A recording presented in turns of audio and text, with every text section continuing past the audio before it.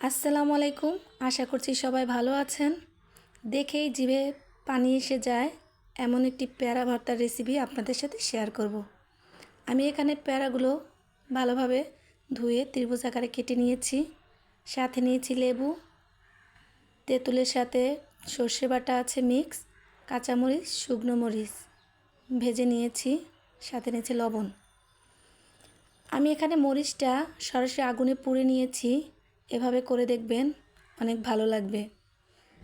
হাত দিয়ে ভালোভাবে এগুলো ডলে নেব এক এক করে সবগুলো শুকনো মরিচ, কাঁচামরিচ। হাত দিয়ে ডলে ডলে ভর্তাটা বানালে অনেক বেশি মজা হয়, একবার ট্রাই করে দেখবেন। তেঁতুল আর সর্ষে বাটা একসাথে আমি মিক্স করেছি, ভালোভাবে কষলিয়ে মিলিয়ে নিতে হবে। আর যদি রেসিপিটি ভালো লাগে অবশ্যই কমেন্ট করে জানাবেন। এভাবে কষলিয়ে কষলিয়ে ভালোভাবে মিশিয়ে নিতে হবে হাত দিয়ে করলে এর মজাটা অনেক বেশি হয়।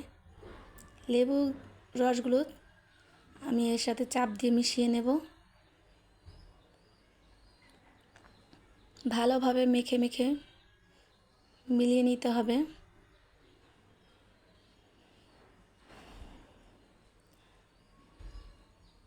আমার পেয়ারা ভর্তা বানানো হয়ে গেছে প্রায়। দেখুন, অনেক অনেক লোভনীয় দেখতে, খেতেও অনেক বেশি মজা।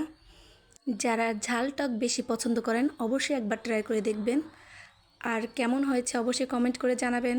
সবাই ভালো থাকবেন, 5 ওয়াক্ত নামাজ পড়বেন। আল্লাহ হাফেজ।